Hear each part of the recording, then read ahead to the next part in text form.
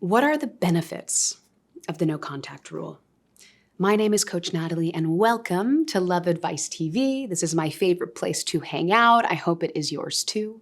And I know that in this channel and on many other channels, we harp the value of no contact. We say, no contact, you gotta do it. It's such a key method and philosophy of ours. But oftentimes we might find ourselves wondering, but why?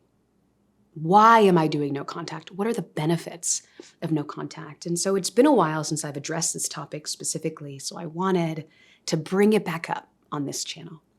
And so there's a few benefits that I want to highlight today that I hope help you determine if implementing no contact is right for you. So I don't want to sit here on this side of the camera and say, this is what you need to do. But what I will do is outline some benefits so that you can decide what you want to do. This is your journey, and this is your life, and you deserve to know why you're making the choices that you're making. So let's get started. The first benefit of no contact is you let the dust settle. It's as easy as that. Think about your breakup. Think about the words that were said, the feelings you had, the feelings they had, the words that they said, the tension or the awkwardness or the fear or the shame or the guilt or the anger, whatever it might have been. Would you say that that was a peaceful thing? Most people would say their breakups aren't necessarily peaceful. They're not easy. They're really hard. And what do hard things do? They kick up the dust. When we go through change, transition, conflict, confrontation in our relationships, and we're feeling a lot during those things, the dust kicks up. And then it becomes really hard to make good choices because we're in panic mode, and our partner might be too. So no contact is beneficial, firstly, because it gives your relationship time to cool down. It lets the dust settle so that you can see. Right? That's sort of the way that I like to look at it. If there is dust in the air, I can't see the right choice to make. So I need to wait. And I got to stay calm because the dust will settle. That's how dust works. It will fall to the floor if we give it the time. And then I can examine my situation. And 9 out of 10 times, I will make better choices because I waited. So that's one benefit of no contact. A second benefit is it gives your partner and you the time to really examine what happened. So when breakups are happening or when things feel unstable, we instantly focus on damage control. That is our thing. How do I fix this now? I want this gone now. What we're looking for is a patch to the hole. We're not looking for how to actually fix it. And we're not looking for why it's there. We're just too busy trying to stop the ship from sinking. So no contact helps you shift out of that mindset into a more grounded approach so that you can examine what went wrong and say, okay, I get it. That's why that's there. That's why the ship sank. You can only fix what you see. And if you don't give yourself time to see it, how will you know if what you're doing is the right thing? How will you know if the personal development you're focusing on in hopes of inspiring your partner is the right thing or the right way? You know by reflecting on it, by journaling about it, by writing about it, by thinking about it, by asking yourself 1,000,010 questions. Maybe you know the answers to some of them. Maybe you don't know the answers to some of them. But all that to say, take the time to reflect. Your partner needs it too. It is so important that your partner has the opportunity to say, why is this happening to me? Is this what's best for me? What are the pros? What are the cons? What are the benefits? What are the disadvantages? What am I doing? And if you're too busy calling or texting or showing up and not giving them time to think, they're not going to realize that they've made the wrong decision, if that's what you want them to realize. So that's a second major benefit of no contact. It gives you time to reflect. A third huge benefit of no contact is it gives you time to prepare.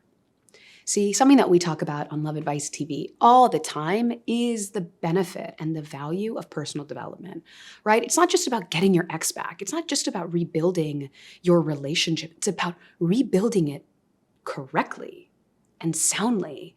It's about actually fixing it, right? Going back to the sinking ship, it's about actually fixing it before you put it back into the water. And that's what no contact affords you. And oftentimes clients say, well, Nat, I would rather get back together and then fix their relationship. And I would say, or I would ask, well, do you think your partner would want to do that? Remember, many of them, if they chose to exit the relationship, it's because they saw the ship was not sound. They don't feel safe on board. They are not sure if they want to do this, which means that we need to go back to the drawing board. You need to go back to the drawing board to evaluate what went wrong and then implement the change, because that's how you rebuild trust. And that is how you rebuild stable, satisfying, and fulfilling relationships. I know it sounds like a lot. It sounds like it takes time and it sounds like it takes work, but isn't anything you love gonna demand time and work?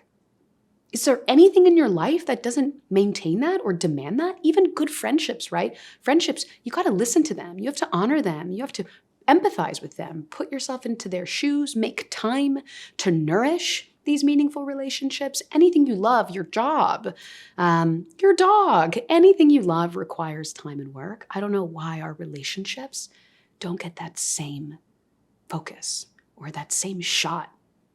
So give yourself time to do the work so that you can fix this for real. That is a third major benefit of no contact. A final benefit for today, for what it's worth, I can make so many more videos on this, and I think I will. But for today, a fourth benefit is that chances are your partner will be so much more receptive to hearing from you after you've given them time to cool off, space to think, and room to breathe. And we don't want to do that. We go into damage control. We want to fix it now. We want to fix it fast. But that's just not how we fix it correctly. And your partner is going to be so much more willing to connect with you if you give them a break. But if you are trying to bulldoze through boundaries, if you are trying to persuade them, to change their minds, to force them or influence them, you're only making it easier for them to continue saying no. No, no, no. You don't want to position them to have to repeat that word over and over and over again. If you give it the time and you step away, I am so confident they will be so much more willing to engage. So I hope that these benefits help you decide if no contact is right for you.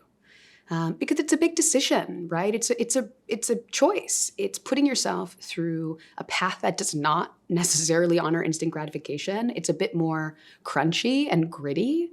But you know what? I don't know. Maybe that's why it works. And maybe that's why so many clients see so much benefit. But anyway, all that to say, I really hope that this was helpful. I would love to know what your perspective on no contact is. I would love to know what benefits you think we can include. Also, perhaps what disadvantages are there? In order for you to make good choices, we need to think about all of the aspects. We have to cover all our bases and explore all the options. So I will also make a video where I outline maybe the disadvantages of no contact to help you identify what makes sense for you. So my name is Coach Natalie. Welcome to Love Advice TV. I hope you choose to hang out a while. If you are new to our channel, hit subscribe because we post really great content like this all the time. And I'm always combing through the comments. So feel free to comment below. I'd love to connect. And I'm just wishing you a very peaceful rest of your day.